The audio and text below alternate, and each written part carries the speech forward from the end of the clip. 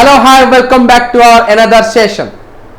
तो dear learners, आज के क्लास में हम डिस्कस करने वाले हैं जो आपका BCOC 132 के पेपर है।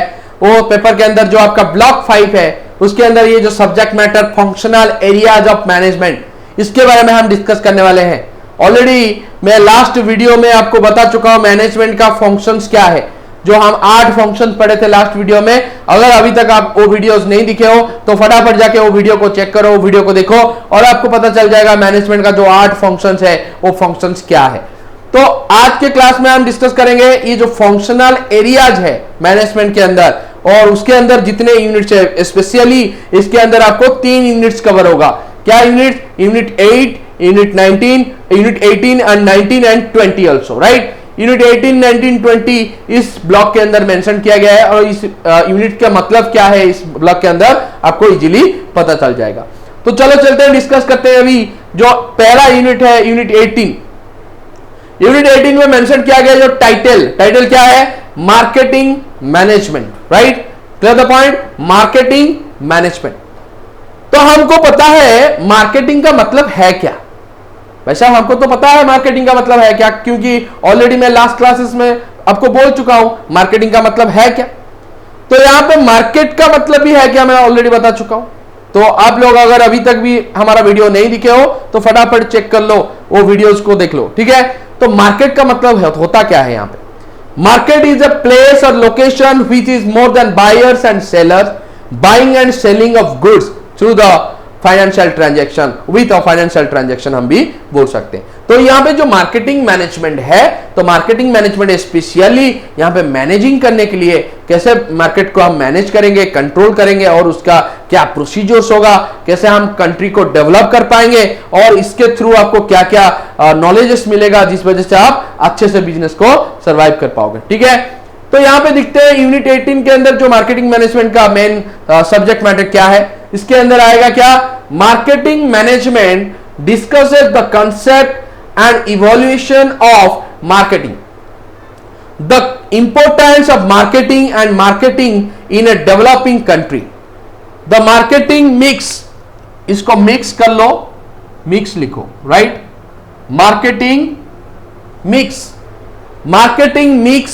concept of product life cycle and basis of pricing have been further discussed।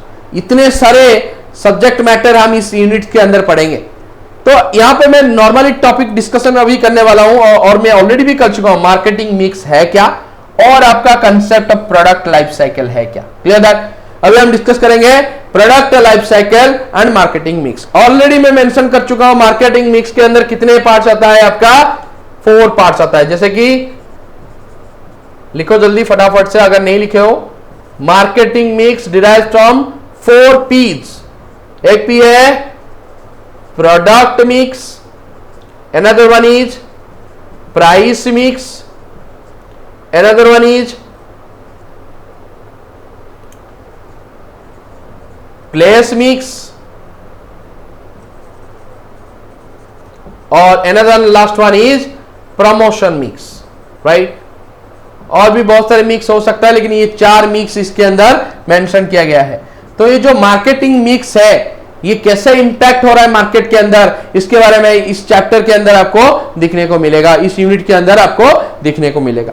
तो ये जो product, price, place and promotion, ये 4 इंपैक्टेबल सिचुएशंस है एक मार्केट के अंदर। आपको बेहतरीन प्रोडक्ट बनाना है, सही प्राइस में और सही दाम में उसको बेचना भी है और सही लोकेशन पे भी बेचना है। लोकेशन भी आपको सुइटेबल मिलना चाहिए कि मैं अगर BMW सेल करूंगा तो ऑर्गेनाइज एरिया जहां पे लोगों का standard of living is more than high, जहां पे वो लोग ज्यादा अर्निंग कर रहे हैं, उस एरिया में अगर मैं जाके सेल करूंगा तो BMW सेल हो सकता है। अगर मैं रूरल एरिया या फिर गांव में जाके BMW बेचूंगा तो वहां पे लोग खरीदेंगे मेरा BMW? नहीं खरीदेंगे। तो वहां पे क्या बेचने से वो खरीदेंगे? ट्रैक्टर बेचने से खरीदेंगे, क्योंकि वहां पे गांव के एरिया में क्या होता है ना, खेतीबाड़ी का काम होता है, तो ट्रैक्टर की रिक्वायरमेंट ज्यादा होता है। तो इसी वजह से आपको प्लेस की रिक्वायरमेंट भी फुलफिलमेंट करना है। हमारे जो प्रोडक्ट है वो प्रोडक्ट किस एरिया में सुइटेबल होता है, किस एरिया में लोकेटेड होता है और उस एरिया के हिसाब से हम कैसे बिजनेस को एक्सपांड करेंगे। और last point is promotion mix, advertising facilities ज्यादा होना चाहिए जिस वजह से आपका बिजनेस अचीविंग कर पाएगा मैक्सिमम प्रॉफिट। Clear that? उसके बाद हम चलते हैं जो आपका प्रोडक्ट लाइफ साइकिल होता है। हम सोचेंगे सर लाइफ साइकिल तो ह्यूमन बीइंग का होता है, नहीं, ये जो जन्म मृत्यु ये दोनों ही एक इंसान के पास ही है, वो जन्म भी लेंगे मृत्यु भी हो सकते हैं, तो कभी भी हो सकता है।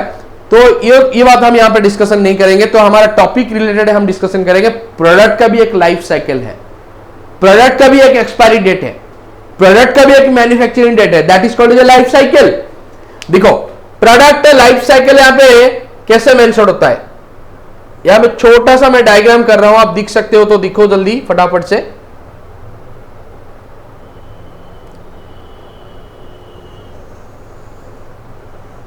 दिख रहा है ये डायग्राम, ये डायग्राम दिख रहा है सबको। यहां पे ये है 0 x एक्सिस, ये है y एक्सिस, ठीक है। ये पॉइंट 0 से प्रोडक्ट शुरू होता है, ये जो इंट्रोडक्शन लेवल होता है प्रोडक्ट का ये 0 से शुरू ही होता है, राइट। पहला लेवल का हम क्या बोलेंगे, introduction level, clear that, introduction level इसको हम बोलेंगे। उसके बाद आता है आपका जो पीरियड जो लेवल आता है उसको हम बोलेंगे ग्रोथ लेवल,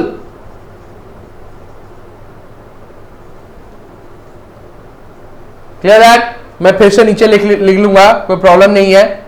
उसके बाद आता है एक स्टैट्यूटरी पीरियड आएगा, मैच्योरिटी पीरियड आएगा, जहां पे ना तो ज्यादा प्रॉफिट होगा ज्यादा सेल होगा, ये स्टैट्यूटरी पीरियड को हम क्या बोलेंगे, या फिर मैच्योरिटी पीरियड हम बोलेंगे, राइट, मैच्योरिटी लेवल।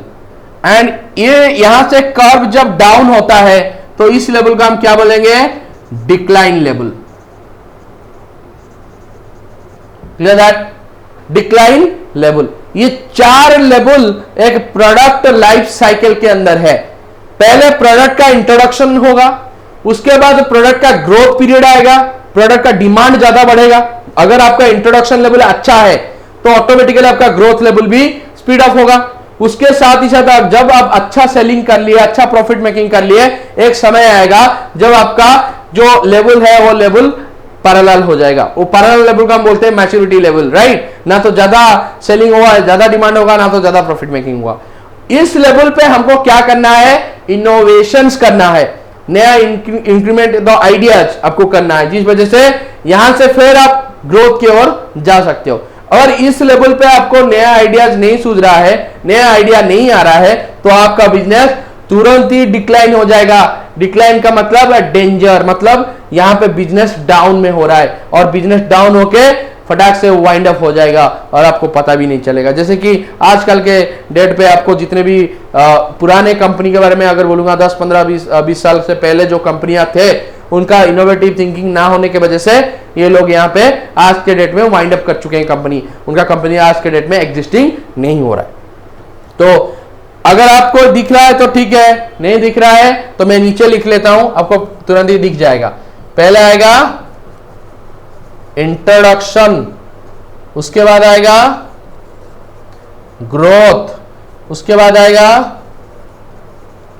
मैच्योरिटी, उसके बाद आएगा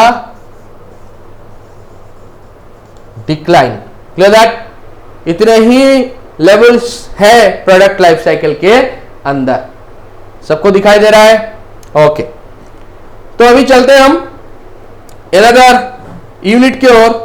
अनदर यूनिट आपका क्या है, जो अनदर यूनिट में मेंशन किया गया है, यूनिट 19। इसके अंदर बच्चों यहां पे बहुत ही स्पेसिफाइड मेंशन किया गया है यूनिट 19 के अंदर, जो आपका है financial management. What is financial management, financial management है क्या, जो फाइनेंस रिगार्डिंग मेंशन किया गया है, फाइनेंस रिलेटेड है। अगर हमारे बिजनेस में फाइनेंस है तभी जाकर हमारा बिजनेस इजीली सक्सेशन अचीव कर पाएगा, और फाइनेंस ना होने की वजह से हमारा बिजनेस कभी डेवलप ही नहीं हो पाएगा।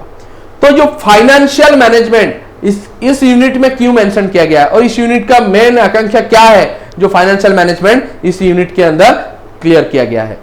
तो यहां पे फाइनेंशियल मैनेजमेंट का मेन इंपॉर्टेंट इंपैक्ट ये है, हमारे जो बिजनेस फॉर्म्स है, हमारा बिजनेस फॉर्म्स किस कैटेगरीज में इन्वेस्टमेंट करेगा, अगर उसके पास पैसा नहीं है और किस कैटेगरी से वो पैसा लाएगा, कौन कौन इन्वेस्टर्स होंगे, कौन कौन इन्वेस्टमेंट करने के लिए आएंगे इस सब्जेक्ट रिलेटेड सब्जेक्ट मैटर के अंदर इस यूनिट में हम डिस्कस करेंगे। जैसे कि मान लो यहां पे लिखा है क्या, financial management describes the concept and objectives of financial management, the sources of funds covering, लिखा गया है, राइट डाउन करो जल्दी, the sources of fund covering equity share, debentures as well as venture capital and lease finance. इस platform से हमको पैसा मिलता है। इक्विटी शेयर होल्डर्स जो होते हैं हमारे लिए वो इन्वेस्टमेंट करते हैं, डिवेंचर शेयर होल्डर्स जो होते हैं, जो बैंक्स होते हैं, ये लोग भी हमारे लिए इन्वेस्टमेंट करते हैं। जो आपका वेंचर कैपिटलिस्ट होते हैं, जो स्टार्टअप कंपनी के लिए बनाया गया है वेंचर कैपिटलिस्ट, ये एक एसोसिएशन है, ये मेंबर्स मिलके इन्वेस्टमेंट करते हैं एक स्टार्टअप पार्टीज के लिए। तो ये वेंचर कैपिटलिस्ट भी एक इन्वेस्टमेंट फैक्टर, एक फील्ड है जहां पे हमारे बिजनेस को पैसा मिलता है। लीज फाइनेंस, हम लीज के थ्रू भी फाइनेंसिंग ला सकते हैं किसी भी मनी मार्केट से, जिस वजह से हमारा फायदा भी यहां पे ज्यादा होगा। तो ये सारे जो टॉपिक मैटर है इस यूनिट के थ्रू आपको मिल जाएगा। And last unit to this block, ये ब्लॉक 5 के अंदर, और आपका लास्ट यूनिट क्या है जो 20 नंबर यूनिट है आपका ह्यूमन रिसोर्स मैनेजमेंट, जिसको हम बोलते हैं HRM। ह्यूमन रिसोर्स मैनेजमेंट का मतलब क्या है, ह्यूमन रिसोर्स को कैसे मैनेज करना है, कंट्रोल कैसे करना है। ह्यूमन रिसोर्स मतलब ऑर्गेनाइजेशन के अंदर जो workers, employees, levels of management काम कर रहे हैं उनको कैसे मैनेज करना है, कंट्रोल कैसे करना है, और उनका चैलेंजेस को कैसे वो एक्सेप्ट कर पाएंगे, कॉम्पिटिटिवनेस उनके अंदर कैसे घुसेगा, और बेहतरीन प्रोफेशनल की तरह वो कैसे काम कर पाएंगे। इस यूनिट के अंदर आपको सारा नॉलेज मिल जाएगा। देखो क्या लिखा गया है एंटाइटल उसके अंदर, human resource management discusses the definitions and functions of HRM, the skills of HR professionals, competitive challenges and dynamics of employer-employee relations। जो एम्प्लॉयर और एम्प्लॉई होते हैं, वर्कर्स होते हैं, जो ओनर्स होते हैं, इनके अंदर क्या क्या रिलेशंस है वो भी मेंशन होगा, और कैसे वो रिलेशंस को पॉजिटिवली ले जा सकता है हम उसके बारे में भी हम डिस्कस करेंगे। सॉरी इसके बाद क्या है, the employee empowerment and employee engagement have been further elaborated. इस यूनिट के अंदर एम्प्लॉय का जो काम है, एंगेजमेंट, वो एम्प्लॉय कैसे हो सकता है, और यहाँ पे एम्प्लॉय का जो एनहांसमेंट फैसिलिटीज है, डेवलपिंग फैसिलिटीज है, वो कैसे हो सकता है, इस यूनिट के थ्रू हमको कवर हो जाएगा। ये यूनिट में जितने भी चैप्टर्स है, ये चैप्टर्स के थ्रू आपको सारा नॉलेज मिल जाएगा। तो आपको लगभग सारा नॉलेज और सारा थॉट्स पता चल गया होगा कि इस जो ब्लॉक 5 के अंदर जो 3 यूनिट्स है, इसके अंदर क्या क्या मैटर्स आता है, क्या क्या टॉपिक रिलेटेड आता है। Clear that? तो अगर हमारे पिछले वीडियो को आप नहीं दिखे हो तो तुरंत ही फटाफट जाके वो पिछले वीडियो को देख लो, जो आपका ब्लॉक 4 तक बनाया गया है, दिया गया है, और उसके बाद ये वीडियो को देखो और आपको इजीली आसान लगेगा और आप आसानी से इसको समझ भी पाओगे। ठीक है, तो आज के लिए इतना। तो हम अनदर सेशन में अनदर टॉपिक डिस्कशन करेंगे। Thank you. लेकिन जाने से पहले ये बात बोलना चाहता हूं, हमारे जो लर्न टू डेवलप चैनल है, इस चैनल को लाइक, शेयर एंड सब्सक्राइब करना मत भूलना, क्योंकि लर्न टू डेवलप का मतलब है ज्यादा पढ़ो, ज्यादा बढ़ो। ठीक है, thank you. Till then, bye bye.